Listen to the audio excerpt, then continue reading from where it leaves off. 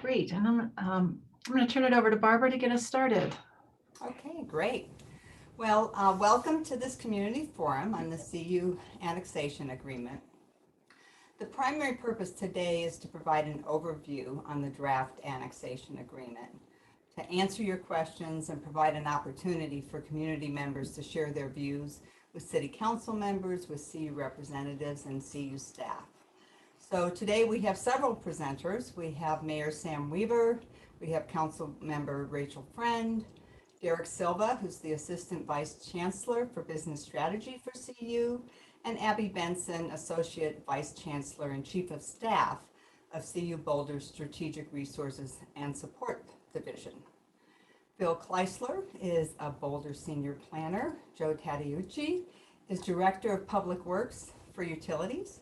And Brandon Coleman is Engineering Project Manager. And Jean Gatza, finally, is our Engagement Specialist and Planner. My name is Barbara Lewis. I'm with Catalyst, and my job today is to be your facilitator. So as your facilitator, part of my job is to introduce our agenda and kind of the flow of the next hour and a half and some ground rules for respectful engagement. We're going to start with a series of presentations to introduce the draft agreement.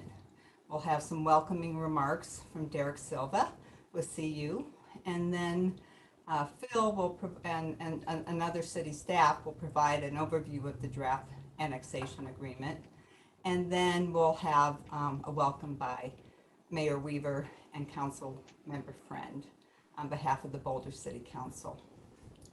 Now, as you hear these presentations, of course, you may have questions, so we'd like to invite you to put those in the chat. Jean's job will be to collect all those questions and organize them so we can address them, kind of similar questions on similar topics, and try to be efficient with our time. We may not get to all the questions, but we're certainly going to do our best to get to those that are especially relevant for today's purpose. And if we miss questions, we'll add additional responses to the project website so that your questions will get answered. We hope to get through the questions so that we have time for comments at the end of the meeting. But given that we don't really have a crystal ball on just how many questions you'll have or how long it will take to answer them, we don't know exactly how that timing will go. So we've planned to schedule more sessions so there'll be additional opportunities for people to comment so we can make sure we get to everyone. We don't have those dates yet, but you will be seeing them posted on the project website, and if you're on the email list, you'll get notification of those dates. Finally, I want to say when we move into the comment period, we'll ask you just to raise your hand to indicate that you'll like to speak. We've done that before, just so I can call on people to get your comments. And in the meantime, just a reminder that we'd ask that you share your questions in the chat. Even if you have any clarifying questions after you ask your first question, put those in the chat as well. And please mute your microphones until it's your turn to speak in the comments session. This is the time for ground rules, and it's really very simple. We just want to encourage that the basic ground rule is respect. As your facilitator, my job is to create a space where different views can be shared safely. And that means I ask you to be respectful, don't make personal attacks, and also not to be disruptive, either on camera or in the chat. That's always hard when people feel really strong about an issue, but I want to thank you in advance for making this a respectful and productive session. So at this point, I think I'll pass it to, unless Jean has anything to add, I'll pass it to Derek. And if you would please kick us off with some opening remarks on behalf of the University of Colorado. Thank you, Barbara. Yeah, our opening remarks are going to be contained in this presentation, but I do want to say thank you everyone for being here. This is a very important discussion that we've been having for a number of years, and the release of the agreement earlier this week, I think, is the culmination of many years of work, certainly many hours of work in the last few weeks to get this to a place where we can release it to the public. But with that, I'd like to turn it over to Abby to start us off in the presentation. And, Abby, I think this is your first slide. Great. Thanks, Derek. And I want to also say thank you for the opportunity for being here today. I'm really excited to be able to present on this annexation agreement for CU Boulder South that we released jointly with the city on Monday. As Derek mentioned, this is really the culmination of years of collaboration between the city, the county, the university, and the community to primarily achieve vital flood protection for the 2,300 downstream residents and 1,100 homes that remain at risk of flooding 8 years after the 2013 floods. We also have a rare opportunity with this site to make a sizable impact on the housing pressures in Boulder, something we hear a lot about from our community and also from the broader Boulder community. The values driving this agreement, life safety, housing, preservation of open space, and numerous others that I'll touch on later, are values that the university shares with the community and with the city. That's why we are so pleased that together we've created a draft that solidifies these values with a series of binding commitments. We also are pleased that the annexation agreement helps achieve our mutual goals of sustainability and resiliency, two values that the university and the city embed in every project that we embark upon.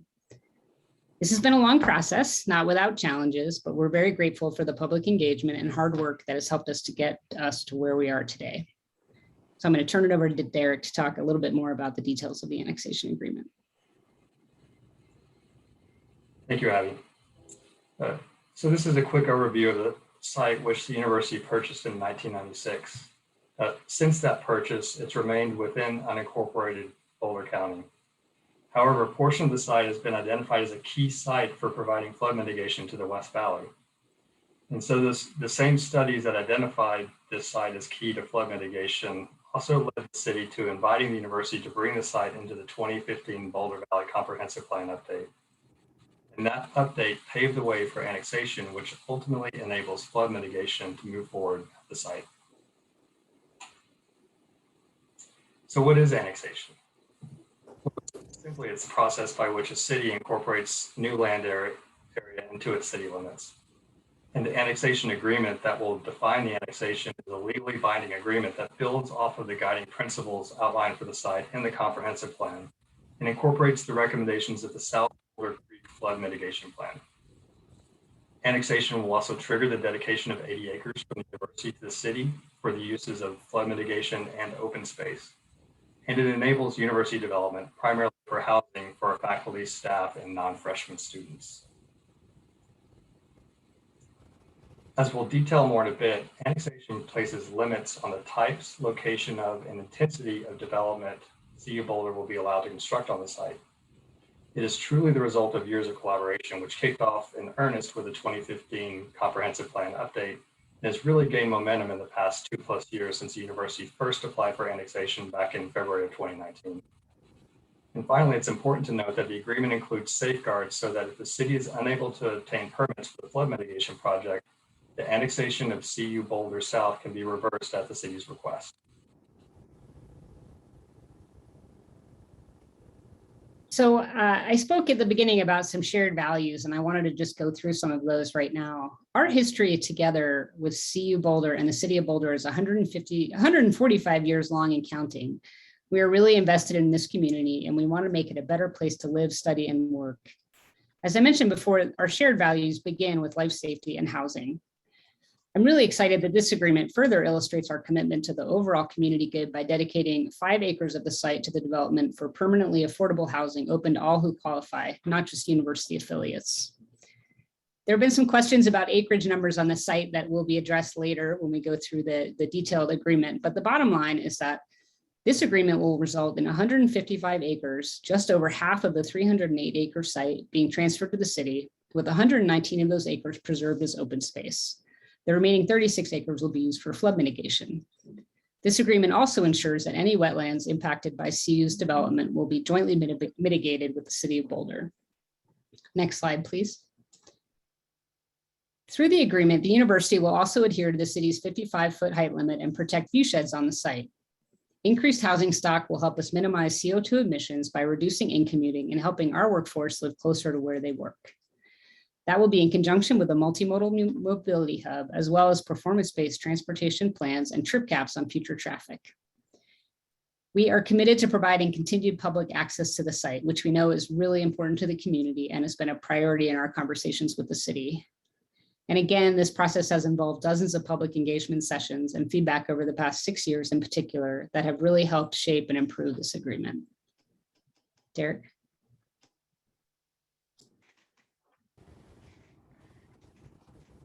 Derek, you're on mute.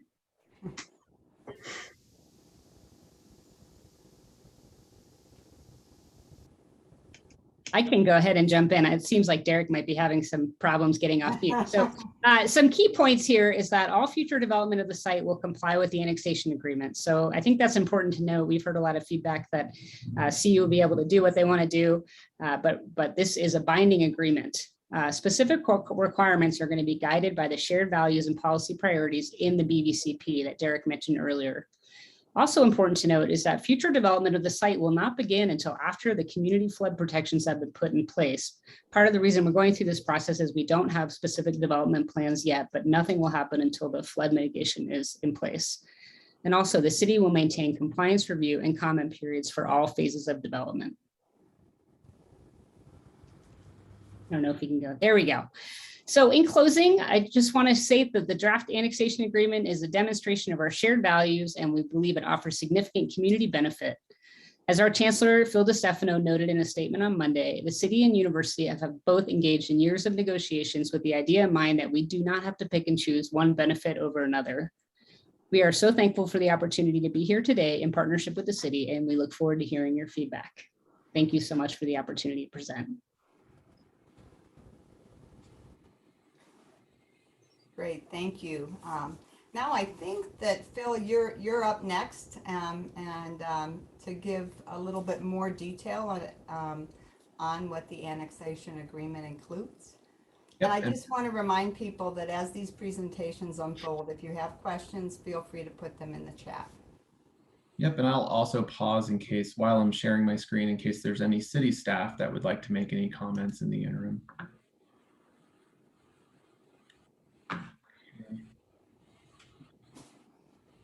All right. So my name is Phil Kleisler. I work as a planner in the city's Planning and Development Services Department, and I'm serving as the case manager for this annexation application. So you'll notice there's a number 1 in front of this listening session. So on Monday, we released the draft, community review draft of the proposed annexation agreement for CU South. And so we're expecting to have probably a couple of these at least as we head into some public hearings before the planning board and council, which is our more traditional process for reviewing these applications.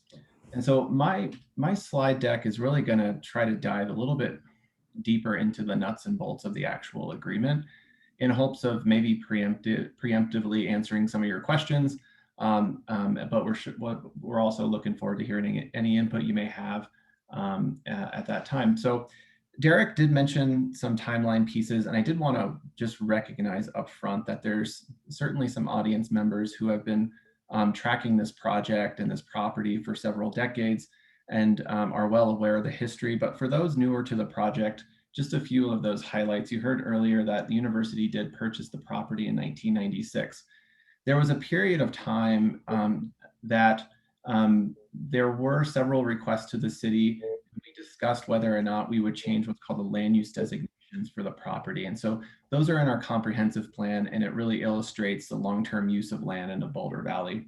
The city deferred those changes until there was a plan in place for the flood mitigation project.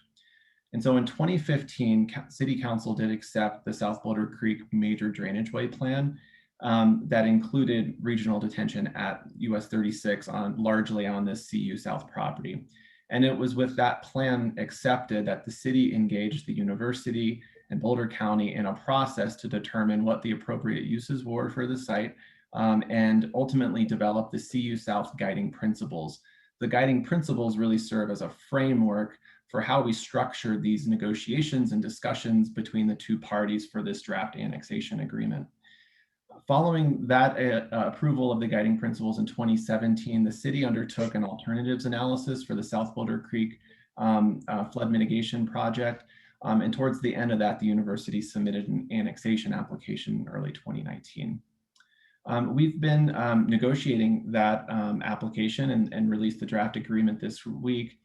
If approved later this year in 2021, there would be a period of time referred to in the agreement as a 3-year anniversary, which is essentially a 3 to 5 year pause in anything on the site in terms of construction, except for recreational facilities. And that's the time where the city will be obtaining the flood mitigation permitting required for the project.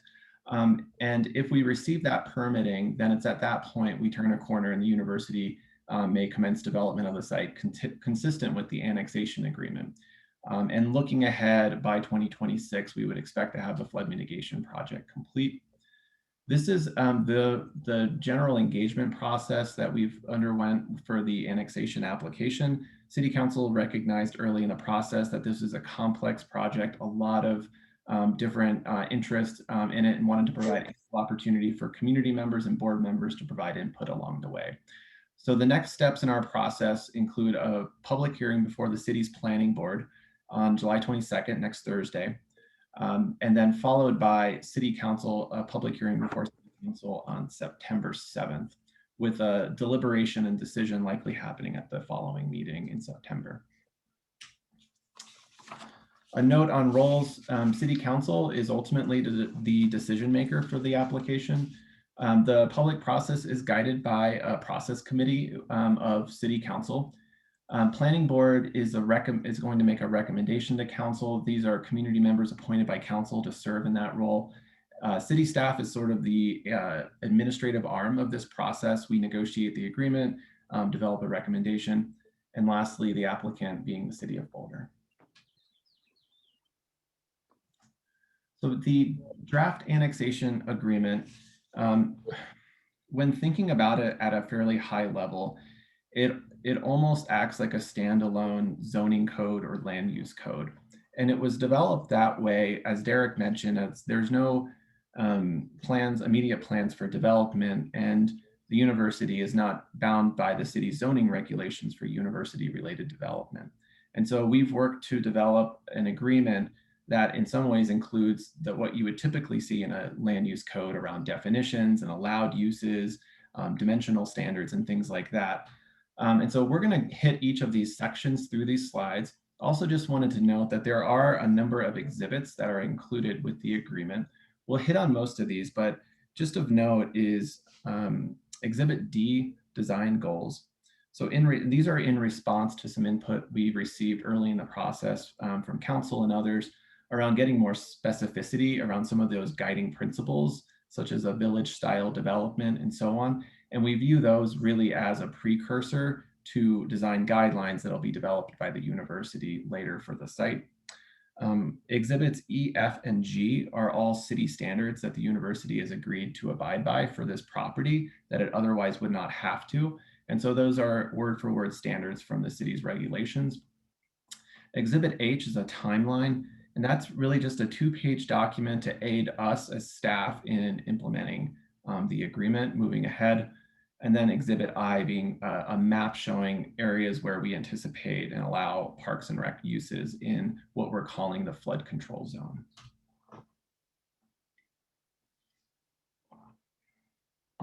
So the definitions we won't spend a whole lot of time on, other than calling out that as you're looking at the agreement, you'll see words that are capitalized. Those will typically have definitions associated with them. And the definitions are split between 2 categories of general definitions and use definitions, meaning types of residential uses, for example. And then section 2 being general standards. These are standards that impact the site as a whole and aren't specific to a geographical area of the property.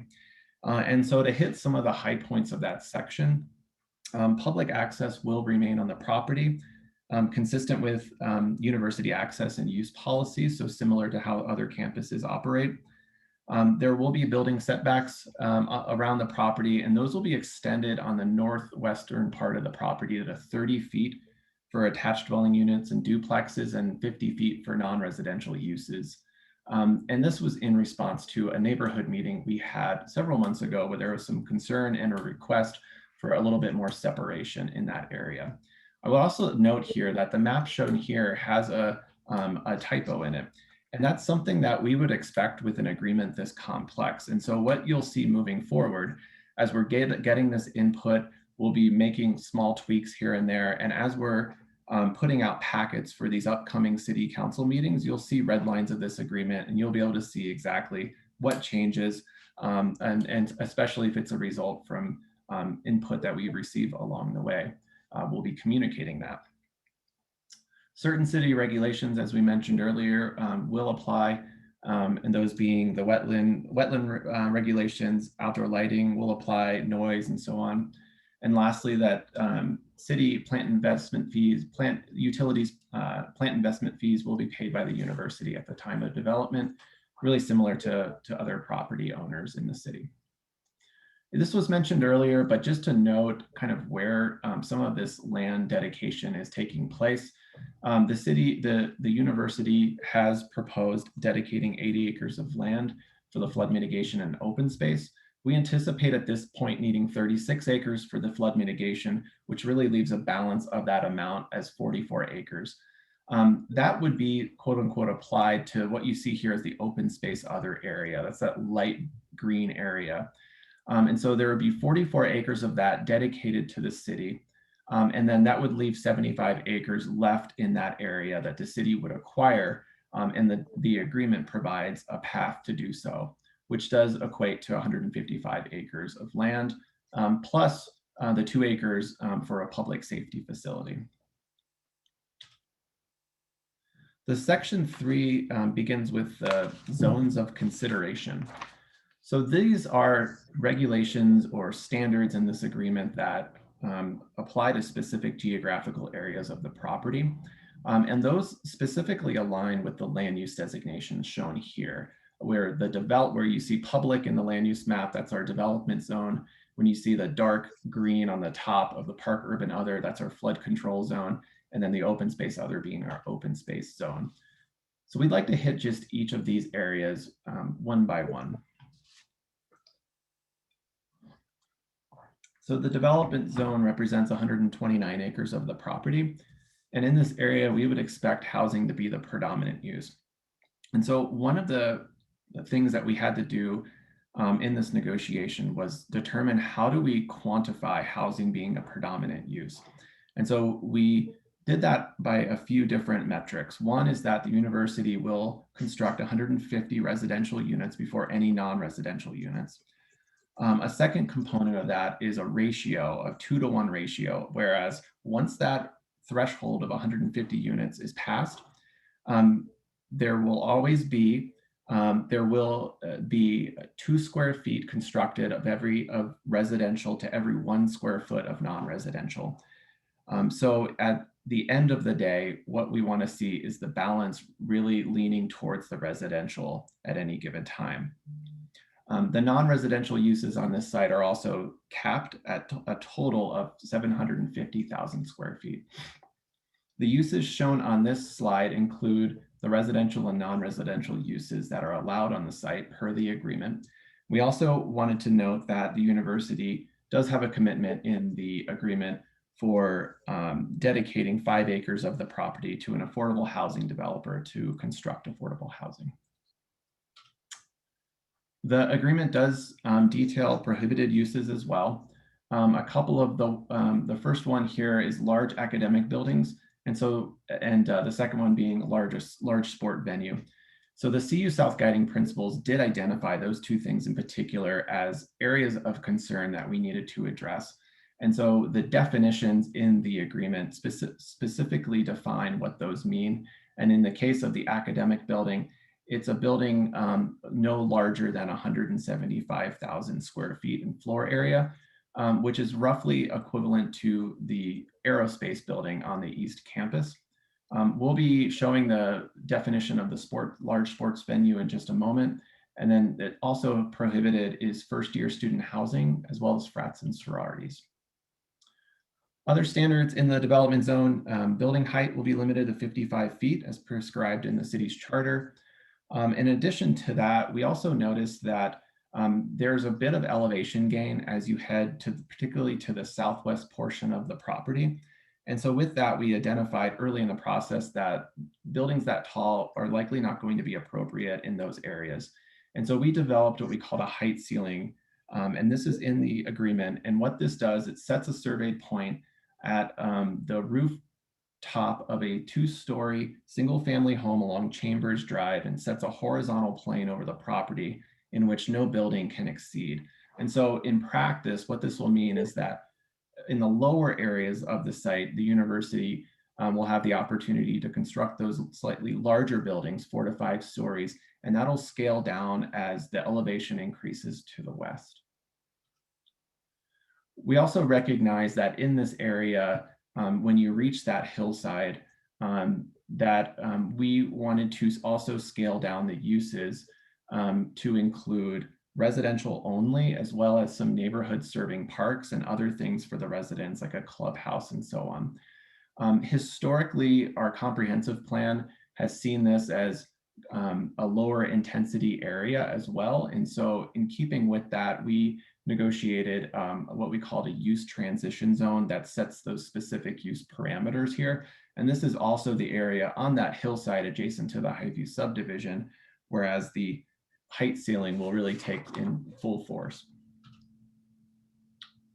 The flood control zone, my colleague Joe Tedeucci will be diving into this a little bit more in just a few minutes, but the flood control zone is generally in this area in the comprehensive plan as the Park Urban Other area, where the primary use will be the city's flood mitigation project, because the primary driver of this overall effort is really the protection of life and property through this project. Also included in this area will be parks and recreation uses constructed by the university. While we don't know the specifics of what types of recreational facilities will be constructed, we have set at least an upper limit to how large a sport venue will be, shown here, which is really the key point being fixed seating in excess of 3,000 people. And so what that means for context is that it's somewhere in the middle between the Fairview High School and Boulder High School. The open space zone represents 119 acres of the property. It's designated open space other in the comprehensive plan. We've been fortunate as staff to have a recommendation from our open space board of trustees as sort of a guide in our negotiations with the university. And so some of the high points relating to this area of the property is that, as noted earlier, 119 acres of the property in this area would be under city ownership. The agreement provides a path to that. Once in city ownership, we will be developing and implementing a mitigation plan to offset the impacts elsewhere on the site, largely through the city's flood mitigation project and future university development. And the agreement also sets forth a framework by which the university can pay the city for mitigation credits if it needs it during its time of development. There's also a levee that runs around the property. And so if you've done the long loop around the property, you've walked on the levee, the city intends to remove that levee to reconnect the floodplain and provide more habitat connectivity. The university will be conveying the water rights from Dry Creek Ditch number 2 to the city in exchange for city irrigation, plant investment fees, and water supply. And that particular issue of ditch rights is really critical in the restoration and mitigation of that area by the city. The agreement also does set forth some intent statements around collaboration for wildlife habitat preservation, as well as trail connections to city trails, being that it will follow our typical process and it'll be at the city's discretion.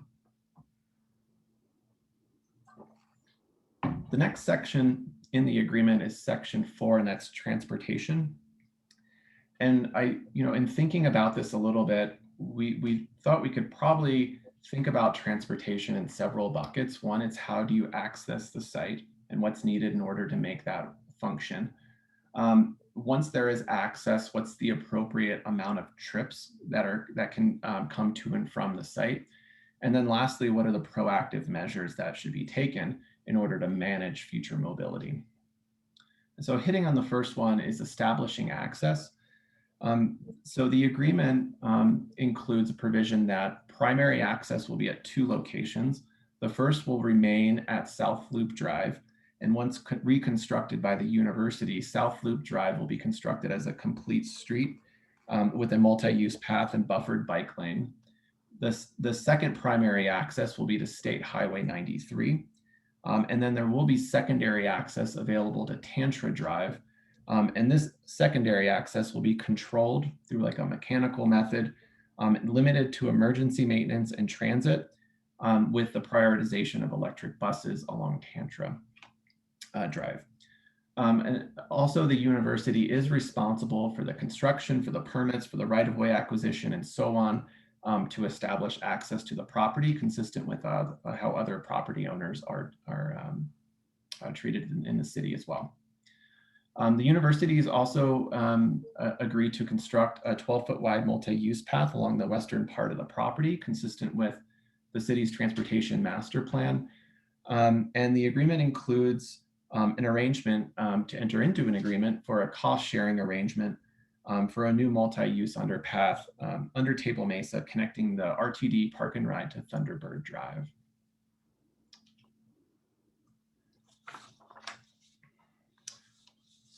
So the agreement also does set a new program for this site called a trip cap program. This program limits the amount of daily trips to and from the property to the amounts shown here. It was generated through a traffic impact analysis conducted by a third-party consultant and submitted by the university. And I did mention earlier that the university is responsible for gaining that access to the property. And so one important component of the trip cap program is that if there was a hangup and there was limited access or the university was unable to get access, for example, to Tantra to State Highway 93, those trips that are earmarked for that particular access point aren't transferable. And so they'll essentially be forfeited. And so in this case, that provided city staff some extra assurances for this particular program. In terms of implementing the trip cap program, the university will be responsible for annual monitoring and submitting that to the city. We are still discussing when that monitoring will begin in terms of which phase of development. The university will have 12 special event days for occasional events that may exceed the trip cap in a given year. But what happens if the trips go over that trip cap number? And so specifically, the agreement has very specific enforcement mechanisms, whereas there'll be several months where the university needs to identify and communicate what are the strategies for reducing those trips. Then it'll have several more months to implement those strategies. And it's at that point where we have the annual reports will turn into more frequent quarterly reports. And then after so many of those, specific funding is required to be reinvested into the transportation programs to the site until those trips are lowered. Another component of the limitation of trips to and from the site is maximum parking. And so the agreement does set a maximum parking standard. It includes city bicycle parking requirements, as well as paid parking throughout the site set at market rates. The university has agreed to construct a multimodal hub concurrent with development and prior to any non-residential development. The purpose of these is really to provide a seamless transition between different modes of transportation.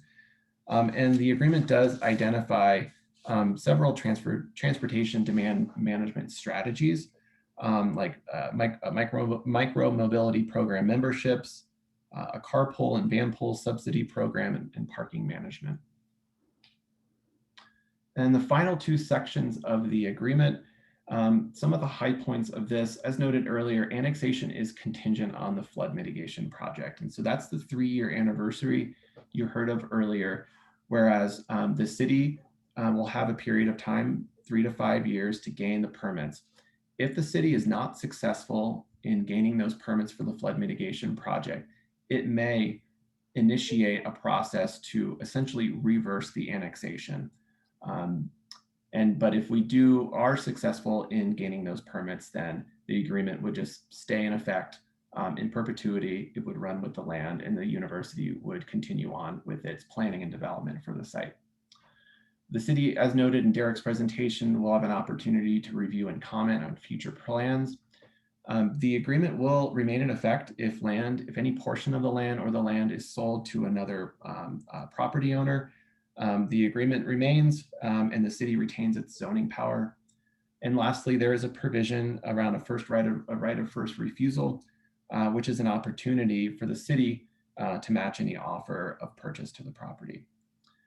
So that concludes we wanted to spend as much time as we needed to kind of hit all of those high points. It's a little bit like drinking water from a fire hydrant. So we'd expect questions. We have a staff team here that can answer those. And Jean, I'll go ahead or to our facilitator, I'll hand it back to you.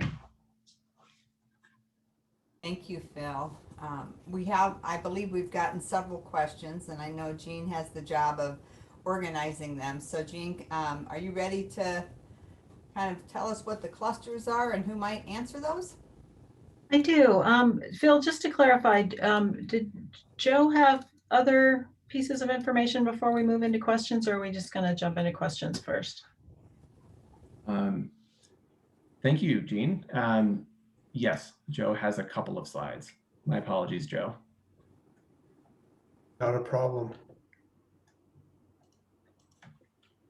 I thought there might have been a change in the playbook here that I hadn't been informed of, but so I'd have just a few minutes here, and then I think give the opportunity for Sam and Rachel to say a few words, and then we'll get into questions. But just want to say good afternoon to everybody. I'm Joe Tadiucci. I'm our utilities director for the city of Boulder.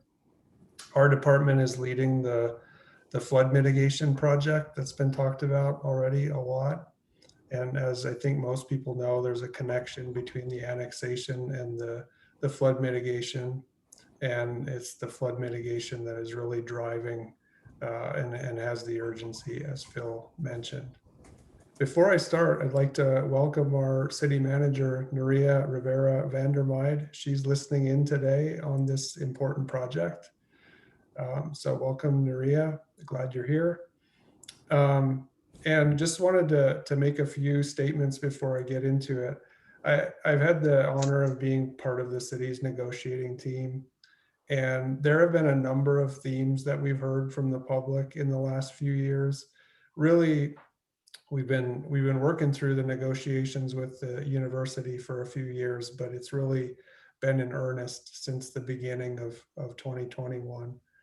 And I know people can sometimes feel like they're not being heard when it comes to public input and comment, but I can tell you that the feedback that we've heard over a period of time here from the public has had a real presence in our negotiating discussions and the shared goals of the agreement that we were trying to get to between the university and the city. One of the major themes was around city costs, with addressing impacts of the flood projects on the CU property. It's normal. A lot of utilities projects, whether it's a pipeline or a dam or reservoir or something like that, we often do not own the underlying property. And so if our construction is going to impact something on the property, it's normal for us to mitigate that impact or compensate the owner for the costs. So just to get into the graphic here, the red dashed line that you see roughly shows the footprint of where the flood mitigation detention dam will be. And you can see that it crosses South Loop Drive, goes over the top of the warehouse, and a number of the flood project features are going to have impacts. So the warehouse can't be there. The dam will be 30 feet high at the point it crosses the road, so the road will have to be elevated and brought up over the dam. And then some earth and fill that needs to be placed because it impacts the university's tennis courts. And if you could go to the next slide, Phil. So this slide shows a breakdown of the cost estimates of the impacts to CU's property. I'm a little distracted here because I'm hearing a fire engine in the background. I'm wondering if that's just in my head. But so the total of those impacts for the things that were shown on the previous slide was 25 million. And there, in the public feedback received to date, there was a lot from the community on the extent of those costs and concerns about utility bills and things like that. And so in 2021, in working with the university, I think we realized we had to address that. And you can see on the right column where the costs stand today. We came up with a different concept for the fill. In working through the overall balance of costs of each party, we were able to come to agreement on the tennis courts and the warehouse so that the city won't be paying for those impacts. And the South Loop Drive, now that we know more about the layout of the project and the transportation aspects, our current rough estimate at this point is $2 million. So we've gone from $25 million to $5 million. And if you can go to the next slide. A big part of that was due to a revised approach for the earth and fill. And you see an orange shape here that's on the eastern part of the property that's designated for the land use public. And our previous design had earth and fill all the way across, and we were able to work with the university. Credit to our engineering project manager, Brandon Coleman, and the consultants, and the willingness of the university to look at other approaches. We were able to come up with an approach where we only had to place about a third of the fill and reconfigured the alignment of South Loop Drive to the east portion of the pub property. So that's how we got down to the $3 million figure. And if you'll go to the next slide. So this is a rendering. It's a different view of the property looking from south to north, and you can see the white area is where the reconfigured road would be, and the light green area is where the fill would be placed. And this shows what it might look like during a flood when it's storing water. And the purpose of that fill and the embankment is to keep the water out of the university's development zone. And they would have had that same area of their property that's out of the floodplain, and our building the dam actually changes the floodplain. So this kind of brings them back to where they would be in the pre-project conditions. So there is so much more to all of this and the flood mitigation project, but that was a big element of my focus and our focus in the negotiations. So I wanted to make sure to summarize that here for people. You can certainly answer questions about other aspects of it. And so I think I'll turn it over to Sam and Rachel at this point for any comments that they might have. Thank you, Joe, and thanks to everyone for being here and hearing about the draft agreement that we've come up with. I just want to set a little context here. The purpose of today's session is to roll out the agreement and to explain what's in the draft, because what we really want to hear over the next couple of months is feedback from the community on how do we do as far as the terms that we've set up and the new costs that we have to discuss at this point. But as part of that, we will have another couple or three public outreach sessions like this one, where we won't spend as much time presenting the agreement and the flood plan, and we'll spend more of our time hearing feedback and taking questions. So today is a little focused on just laying out what the terms of the agreement are and what the flood project looks like now after additional engineering work has been done.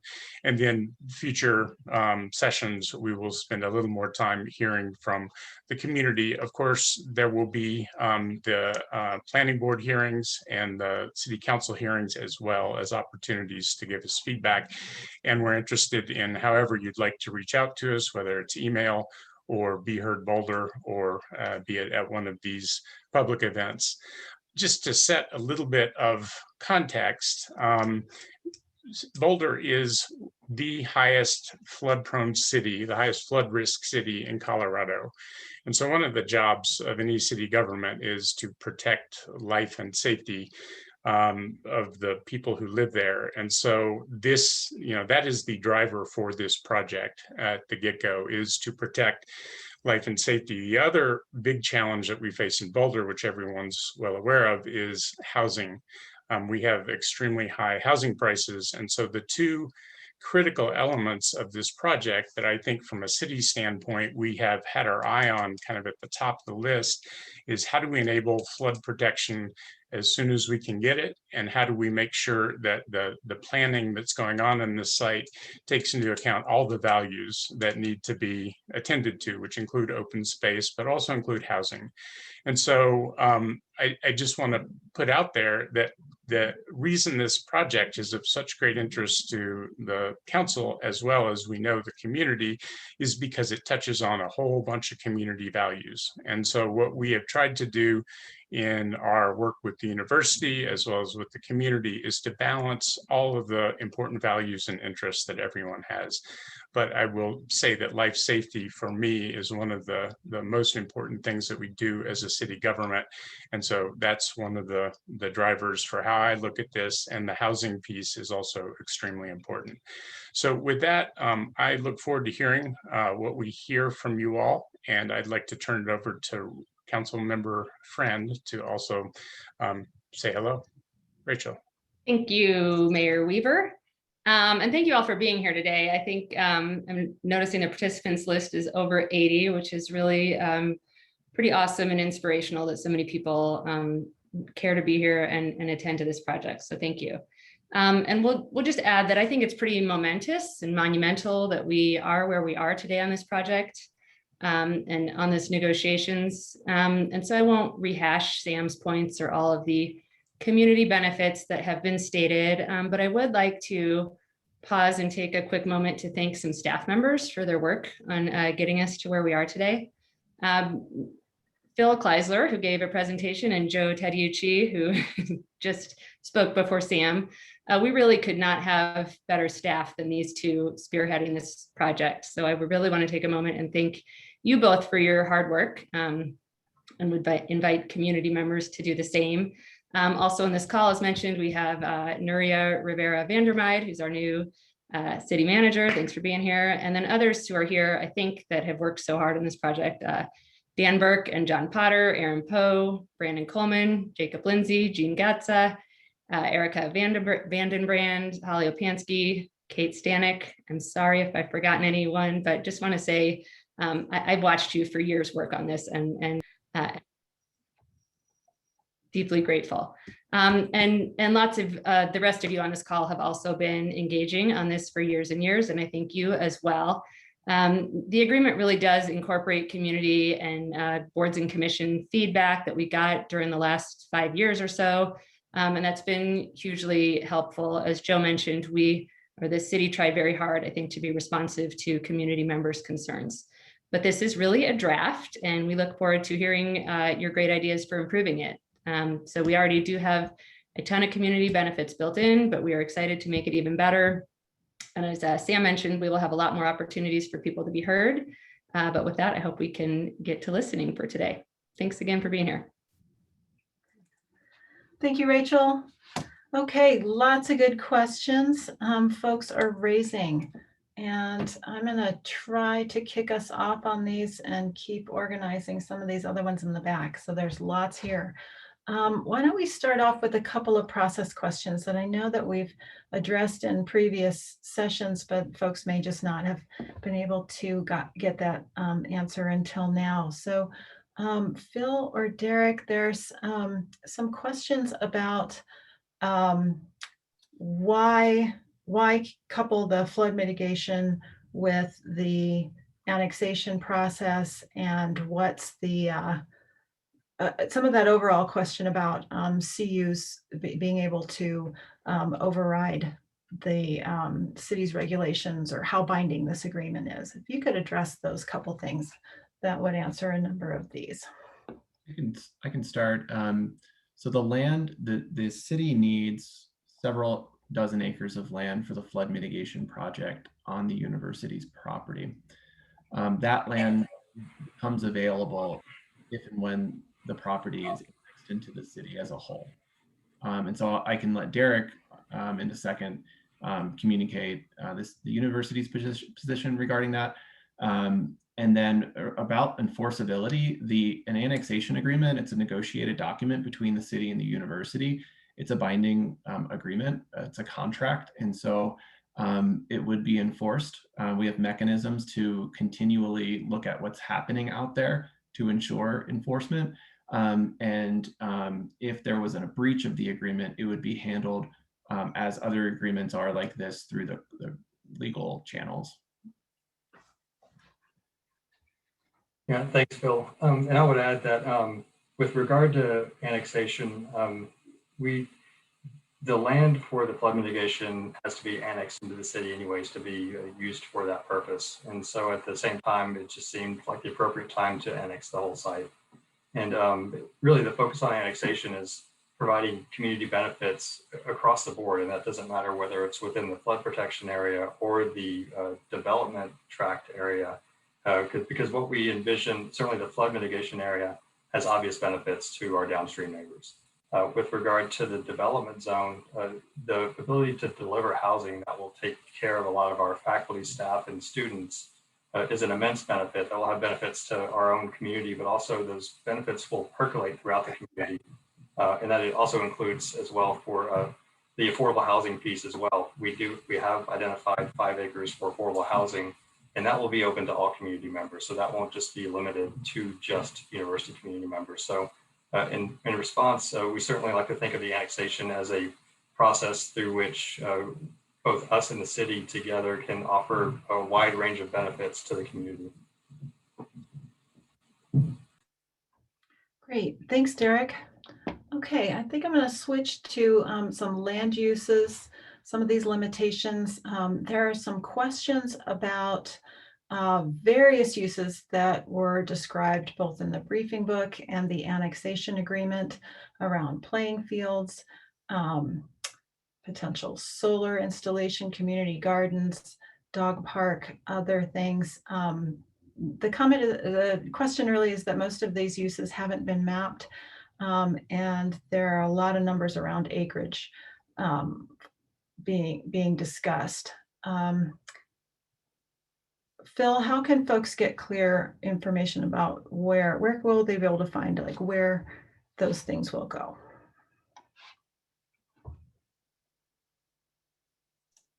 Sorry. I think that's really good input, and we can kind of describe the numbers, but I think it brings in a larger point to redraft some of the concept maps that we made previously that showed where those may take place. The challenge will be that some of those things, so the agreement does detail that the university and the city will jointly consider a running track and a dog park. The locations of that would be determined at a future date. We discussed land for a public safety facility, but not the specific siting of it. And so I think that if possible, we can take that input as we need a clearer diagram showing all the locations of where these are and the amounts that we're talking about. And so is that okay? Great, thanks, Bill. I know there's quite a number of uses and some detailed questions about that, but I think that we're going to need to come back with some additional information to clarify those exactly. So I think the next one, Derek, I'm gonna look to you. There are some questions about the housing units for the CU Boulder campus. Questions around where current faculty and staff live, projections about growth, and any studies around analysis for housing needs for the population in terms of those 100 or 1,100 residential units that are projected. Yeah, Abby and I are taking turns, so I'm going to pass this one on to her.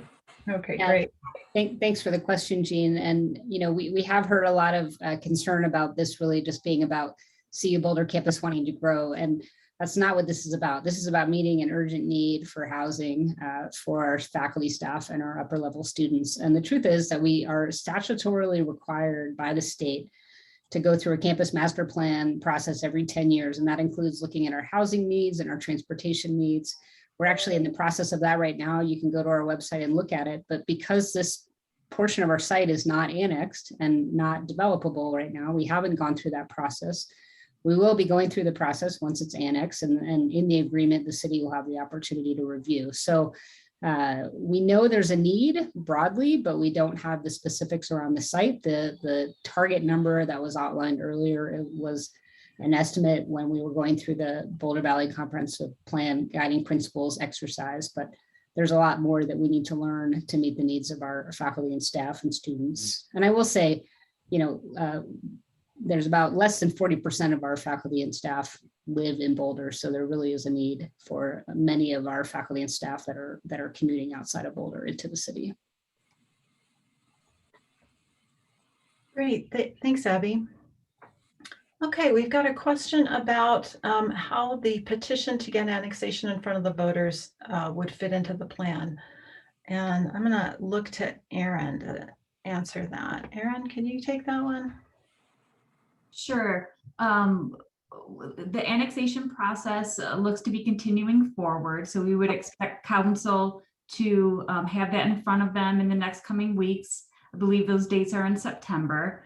Then if it passes, we would have annexation that would be effective. The ordinance becomes effective 30 days after council votes on it. If the petition passes, then it essentially would be null because it would only apply to future annexations because it would not be a retroactive law. Did that make sense, Jean? I think so. And if not, we'll ask folks to put some more questions in the chat. I'm still sorting through, so everyone, please just bear with me on these. We'll try to make sure that we get to everything. Okay, thanks, Erin. I think the next category, we've got a bunch of questions around transportation, mobility, and access, some of the numbers about that, and also the potential amenities. So between Phil and Garrett, let's take a look. There's questions about the trip cap enforcement, and then also questions about underpass and other improvements I can with the multimodal hub. So there's a bunch of those. So Phil and Garrett, if you want to start, I'll just keep looking through to see if there are other ones on that. Garrett, why don't I take the trip cap one? So how would the trip cap be enforced, and what if those trips are going over the amount? And so we talked in the presentation at a high level of some steps that need to happen. So there would be a pause in any future phases of development. And so if that happens and there's a development plan for the next couple of years, and that kind of gets put on hold until the trip issue is resolved. So that's one piece. The second piece is there is those specific time blocks, whereas the university can develop and implement strategies. And then if there's a point in time when, in this case, 1 year, whereas the trips are not below the threshold, then there will be it's not a fine, it's a amount of funding per trip over the trip cap daily that would need to be reinvested into this site, if that makes sense. So What the city's approach for the enforcement of this was not to fine and then build more roads to accommodate more traffic. We were more interested in causing the root in solving the root problem and lowering the traffic to and from the site. And so with that reinvestment, it would need to be put into the university's programs to reduce those trips. The minimum that would be required per trip is the equivalent of a current RTD bus ticket of $5. So that makes sense. So Garrett, do you want to add anything to that? Or there was also a question of the cost on the underpass at Table Mesa. Right. So nothing further to add on the trip cap penalties. I think you covered that well, Phil. To the question about the cost of a Table Mesa underpass, I will caveat my comments by saying that we have not done a detailed engineering estimate, but we do have some conceptual ranges of potential costs for what an underpass expenditure might entail. And the estimate right now would be somewhere in the $8 to $10 million range to construct an underpass at that location. Great. Thanks, Garrett. Can you guys talk a little bit about the possible aspects or amenities with the mobility hub around the parking garage and like B-cycle stations or other amenities that might be considered, at least to what we know at this time and what we might know later? That sounds like it's for CU, so I'll start with that one. Yeah, so we're currently in conversations about what the extent of parking that needs to be associated with that multimodal hub. So all the parking on the site is going to be shared and unbundled, but we are currently in discussions about what allocation might be needed for the multimodal hub and potentially shared for rec fields and also trail access out there. So nothing determined on that yet. With regard to, say, a B-cycle station, yeah, if the multimodal hub is going to have basically a place where any conceivable mode of transportation that people regularly use around the city would be accessible there. And that includes a type of bike share station there, as well as, if scooters eventually take hold here, who knows, maybe that's part of that. But those sorts of modes of transportation, as opposed to single occupancy vehicles, would be accessible at that multimodal hub.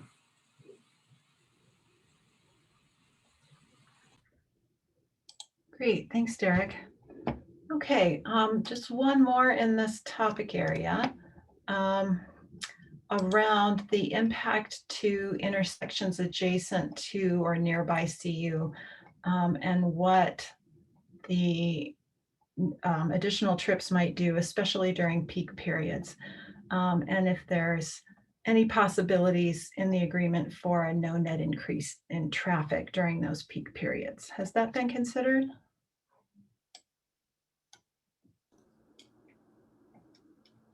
I'd like Garrett discuss some of those traffic components. The no new net trips was something that we began hearing about through some public comments earlier in the week. And so it's not something that as city staff we've had time to discuss, but I'd let Garrett and Derek elaborate on any of that. Right. So I think Phil's comment is appropriate. That's new feedback that we have not addressed yet. But just one initial observation about that is that no new trips would strongly correlate with no new land uses. So that's right, something that would need to be contemplated and reviewed. And that I think the second part of that question was during peak periods. Currently, I think the agreement speaks to daily traffic as opposed to peak traffic. And the premise of that is that the agreement is based off the model that we're using from Stanford. And in reviewing that item with staff there, their recommendation was that it was a level of granularity that was unnecessary and that daily traffic monitoring was most appropriate. But certainly the peak hour is something that we could further discuss and review. Great. Thanks, Garrett. Okay. I'm going to switch to a housing question. There's a question about the affordable housing and the 5 acres dedicated to affordable housing. How much affordable housing? What's the affordability levels? If Derek or Phil, if you can speak to that, or Abby, it might be Abby's turn this time. Sure, I'm happy to speak to that. So the majority of the housing on site will be for CU affiliates. As I mentioned earlier, there's a significant need for our faculty, staff, and upper level students. But we recognize the importance of affordable housing to the city and the community. And since CU can't take advantage of traditional affordable housing programs, we have dedicated 5 acres of the site for a partnership with, details TBD, but a partnership to put an affordable housing development on the site that will be open to other members of the community, not just CU affiliates. And I would add that we envision that to be low to moderate income. Thanks, Derek. Okay, I think now let's move on to flood mitigation. There are a couple of flood mitigation questions here, and a primary one around what we expect or what we can model with flood mitigation, especially around climate action and resilience, the size and types of storms, and wondering just some questions about if the next flood is significant bigger than the capacity anticipated, and other constraints that might be considered around that. Joe and Brandon, is that something that you guys can address? Sure, we'd be happy to. So the first part of the question, what happens if a flood occurs that's significantly bigger than the 100-year detention design that we're doing now? And a couple of things about that. The structure will be designed for what's called the probable maximum flood. Some have probably heard this explanation before, but it'll be safe for the worst possible hydrologic conditions that could occur. It won't fail. What'll happen if a flood is larger than the 100-year flood is it will start to flow over the spillway. And so that water could eventually overtop US 36 and go downstream and cause flooding, just like it did before the project. But the extent of the flooding, there would still be benefits from the project, and the extent of the flooding for any event that is bigger would be less than they would be without the structure. And the 100-year flood is really the largest that we've been able to build in the city of Boulder. Also, some explanations that have been provided previously. Boulder was developed before modern floodplain regulations. And so we have 16 drainages, if I'm remembering the number correctly, and a number of them, there's already been building within the floodplain. And so in some cases, the best we can hope for is 10-year protection. We're going through a master plan process right now to work on how we prioritize and how we manage that situation across the city.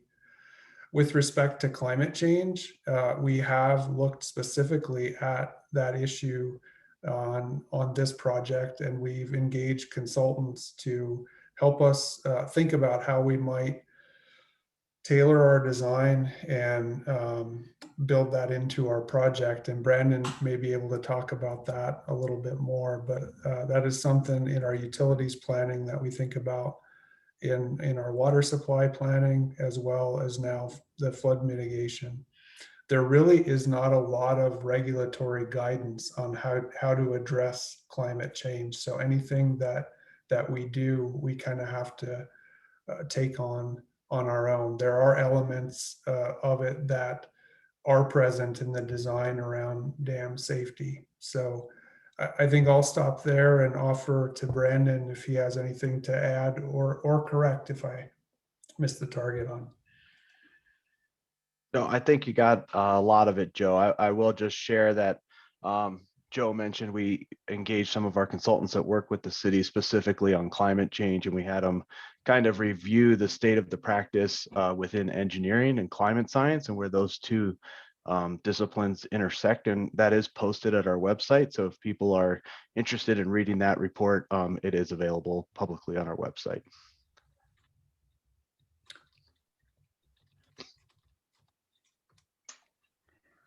Okay, thank you. Let's see. Okay. Another couple flood questions. Will the project affect groundwater hydrology with some of the freshwater springs on the site? And I may just let Brandon take that one. He's been leading an effort with consultants as well that are helping us with the groundwater issue and making sure that the project does not have an effect on it. But Brandon, why don't you take that? Yeah, so early on in the project, one of the criteria that our open space board requested from the project was maintaining the existing groundwater conditions at the site. So the property directly adjacent to the CU South property is a state natural habitat, state wildlife, state natural area. Yes, thank you. So it has a specific designation, and it is a very unique wetlands and a very unique environment. So we're trying to minimize or reduce or avoid our impacts to that environment there, and groundwater is a big contributor to those wetlands over there. So what we've been doing as part of the project is actually modeling the groundwater on site, and then we will drop our proposed project components into that model and really make sure that what we're designing doesn't impact the groundwater outside of our project limits. So we are taking that into account. We do have a lot of information about groundwater at the site, and we're working actively in the design to be able to meet that criteria. Great, thanks, Brandon. Just one more on that, and sort of that area of how much of the portion of the land that is in the development zone is in the 100-year floodplain currently without the additional infill? Do you know that? Yeah. Is that an easy one? I can take that one. None. Okay. And I'll also add that none of it is in the 500-year floodplain as well. Okay, great. All right, thanks. Let's move to a couple of questions about costs. There was a question about estimated costs of the project at this point for the city of Boulder, and that might, I'm not sure if that means all things all considered or just the flood mitigation project. So there's that. And then there's a question about costs for open space and how that might be paid for. So that's probably a bunch of folks. Who wants to take that one? Those. I can take a first shot at it. And with something as large and complex as this, with so many components, one of the things the project team has been working on as we've wrapped up this draft agreement is how do we present the cost information in a way that is not confusing. And you saw in my presentation, I tackled a portion of it that I thought was of real community interest leading up to this point. So speaking to the flood project, I showed the cost, the 5 million, I believe it was, for the CU impacts. The flood mitigation project itself is 41 million, and so that gets us to 46. And then it would be utilities that would be purchasing the open space. And we would have an interest in the water rights and the plan investment fees that Phil had mentioned in his presentation. The reason we would purchase the open space is that it's a condition, it would be a condition of approval for a disposal that we would need for the flood mitigation project, sorry, not cost. Originally, we were looking at a $66 million cost for the flood mitigation project, and we're under 50 now. We'll be packaging that up in a more digestible way in the coming days and weeks here. So I don't know if others have more to add to that. There are also development fees and things like that in the annexation, but I suspect the question may have been centered on the flood mitigation part that I just spoke to.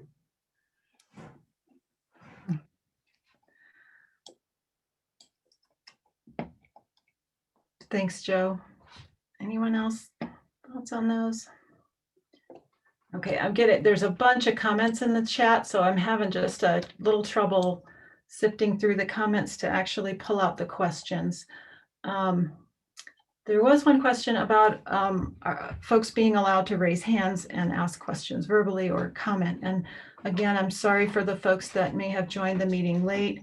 We really wanted to focus on being able to answer the questions at today. And as several folks have mentioned, we'll be hosting additional listening sessions for folks to be able to comment, because we are getting closer to our, we've still got about 13 minutes left. So let me see what else we've got here. There's a question about,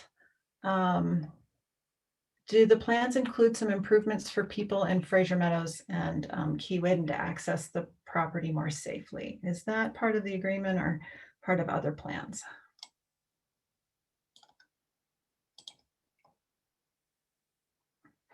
The agreement as presented does include an underpass connecting, as we noted, RTD to Thunderbird Drive, but I know there's been request in previous meetings to do a second underpass kind of heading in the other direction, and that's not something that's in the agreement right now.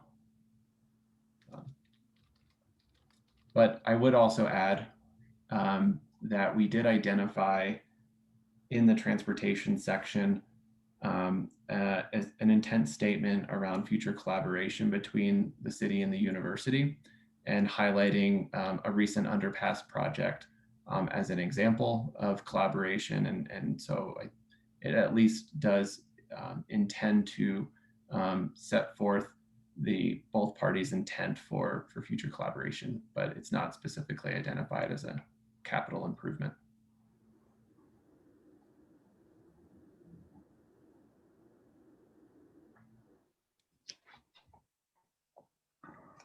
Okay, thanks, Phil.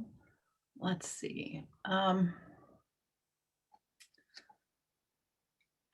There is a question about, Phil, did you describe who pays for the underpass, or how that would be funded? The agreement discusses we will enter into an agreement with the university for a cost sharing 50-50 for that arrangement. Okay. So let's see.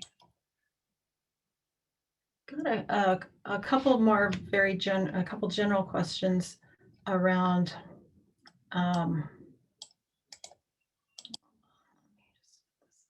here. The nature of the agreement. Clear that there's a lot of both trade-offs and benefits, a lot of give and take. I don't know if folks can speak to any of the compromises that were made that would be useful for the community to know about.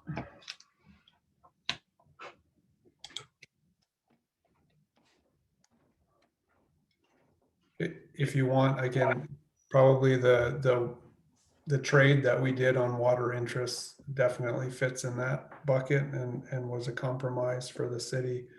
It was really important for us in our city goals to obtain the 119 acres of open space and the 30.2 shares of dry creek ditch water that's needed to irrigate that, and to be able to mitigate against the impacts that the flood project will have near US 36.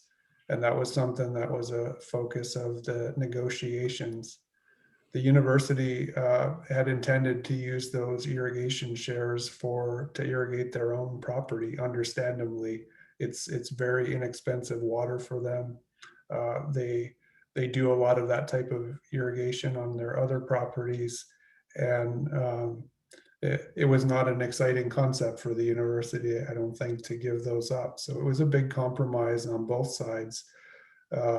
And we got to a place where the city could obtain the open space and the water rights. And in exchange for that, some of the development fees that the university would pay around connecting to utilities, and specifically the plant investment fees for irrigation water, we agreed to credit the university a like amount on that, as well as water that they could use for irrigation, that if they retained the ditch shares, they wouldn't otherwise have to pay for. There still will be some pretty significant plant investment fees on the utilities as a whole. So fortunately, in that sense, there was enough to trade against, but that was a key component of the deal.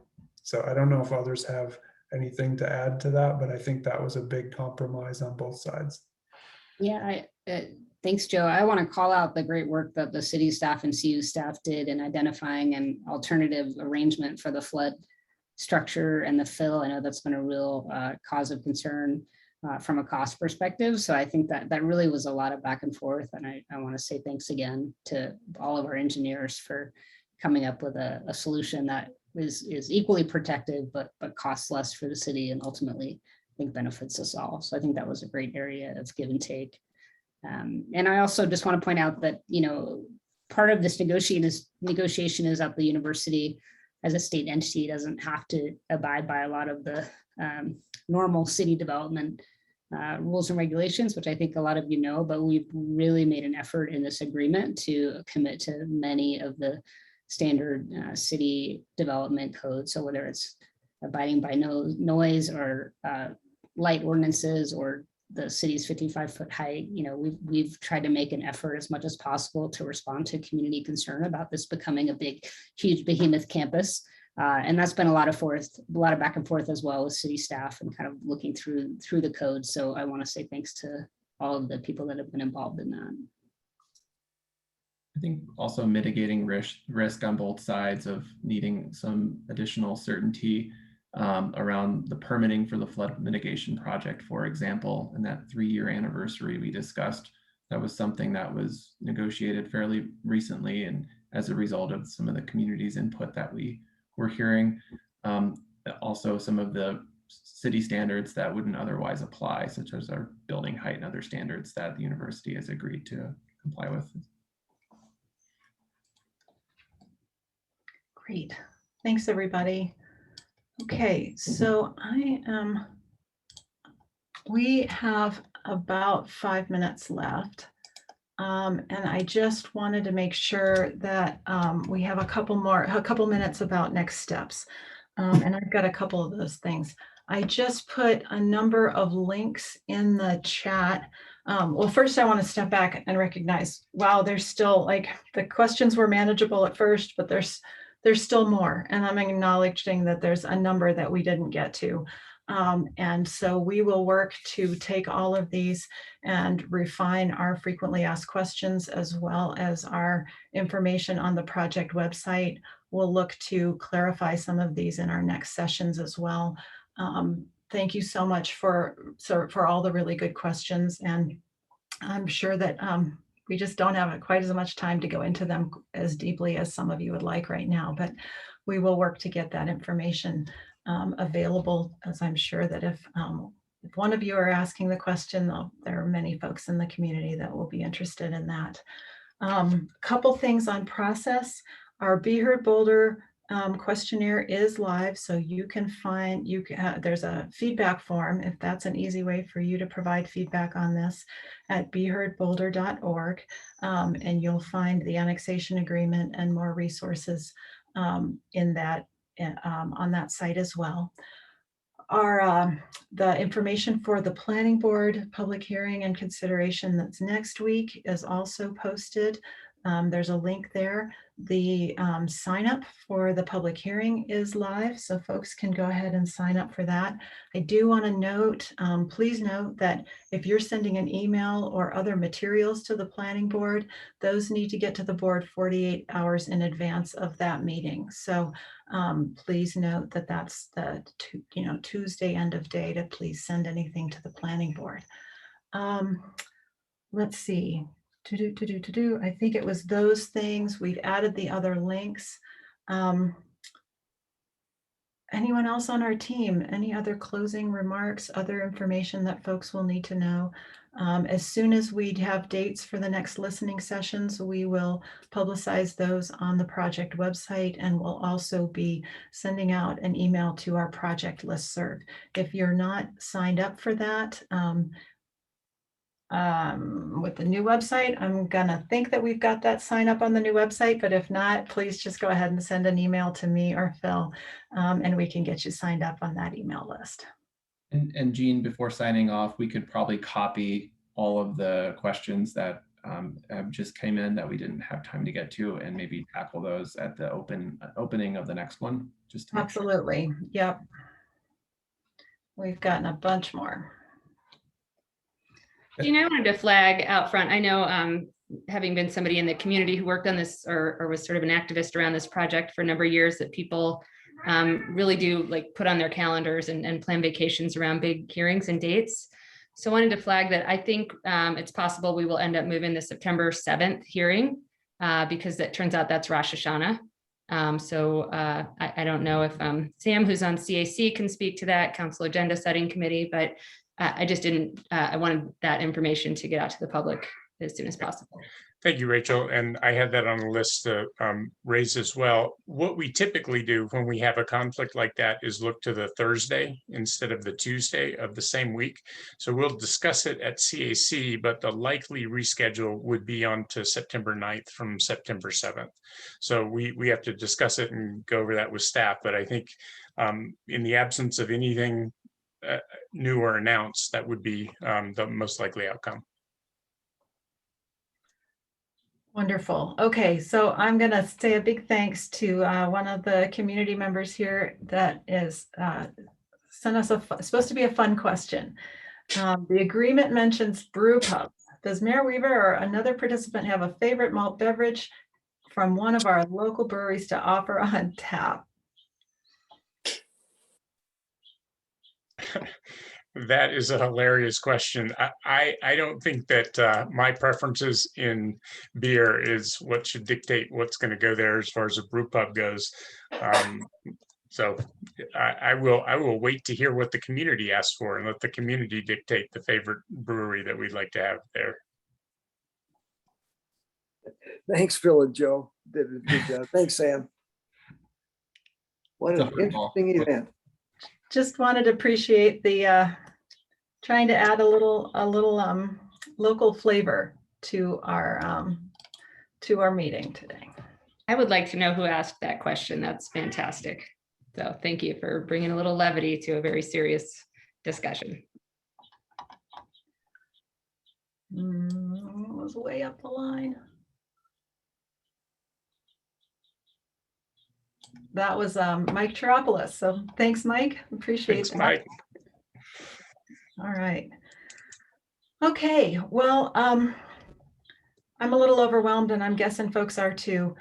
So much information and a great meeting today. We will be posting the recording of this on the project website and as well on the Be Heard Boulder site. If you know of other folks that would like to get this information, please point them to those places.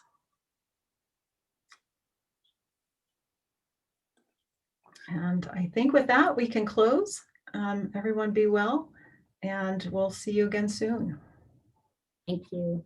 Thank you all. Thanks, everyone. Thanks, everyone.